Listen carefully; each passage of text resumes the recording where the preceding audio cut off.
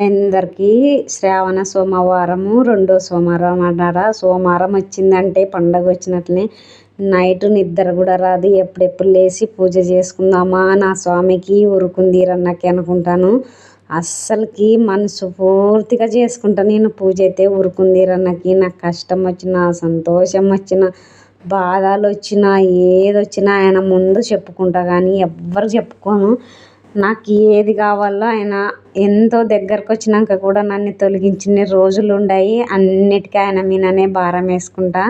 కొబ్బరికాయ బాగా కరెక్ట్ పగిలితే నాకు బాగా పూజ చేసుకున్నానని మనసు పూర్తిగా మొక్కుకుంటా. సోమవారం వచ్చిందంటే నాలోనే ఉన్నాడా దేవుడు అన్నట్టుంది. మా పూజ గది చాలా అందంగా ఉంది కదా, ఇట్లా అలంకరించుకుంటే నాకు చాలా ఇష్టం అన్నమాట. ఉరుకుందీరన్నకి మీరు కూడా తీసుకోండి. నా స్వామి ఆరతి అందరూ బాగుండాలి, అందులో నేను ఉండాలని కోరుకుంటున్నా. ఇదైతే మనస్ఫూర్తిగా చెప్తున్నా. ఎప్పుడు నేను ఎవరిని చెడు కోరుకోను. నేను ఇలా జంజి వారం వేసుకుంటున్నా. బాయ్. మరి నా వీడియో నచ్చింటే